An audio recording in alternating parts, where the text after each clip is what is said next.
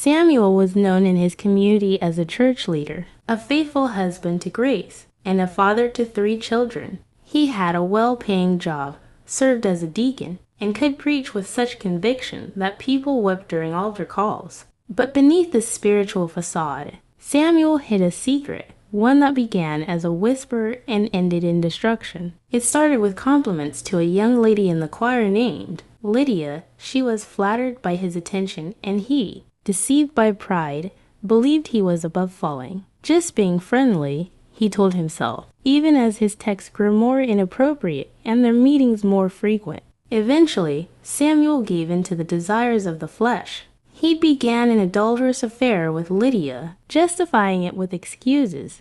My wife doesn't understand me. I'm under too much pressure. God will forgive me. Grace, his wife, began to notice the late nights, the coldness in his affection, and the spiritual dryness in his prayers. She cried out to God, unaware of the storm behind the curtain. Samuel kept preaching, even laying hands on the sick, while his soul withered. His heart grew numb to conviction. One night, after a particularly passionate encounter, Samuel had a strange dream. He found himself in a dark tunnel, walking toward what looked like a golden gate. But just as he approached, the ground opened beneath him. He screamed as he plummeted into a pit, hot, suffocating, and filled with cries. Demonic voices mocked him. You preached but never repented. You warned others but destroyed yourself. You fed your flesh and lost your soul. In the dream, Samuel saw his wife and children crying at his funeral. He saw Lydia,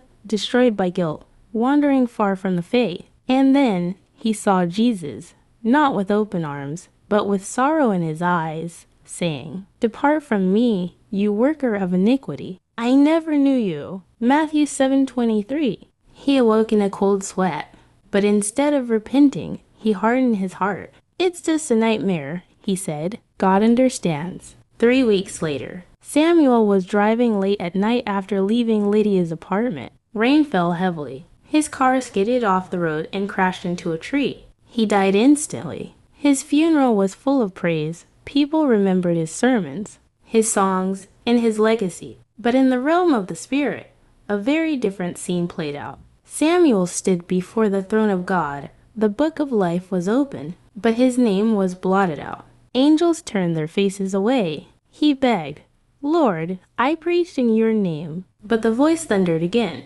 Be not deceived. God is not mocked, for whatsoever a man soweth, that shall he also reap. Galatians 6-7. And Samuel was cast into outer darkness, a place of torment.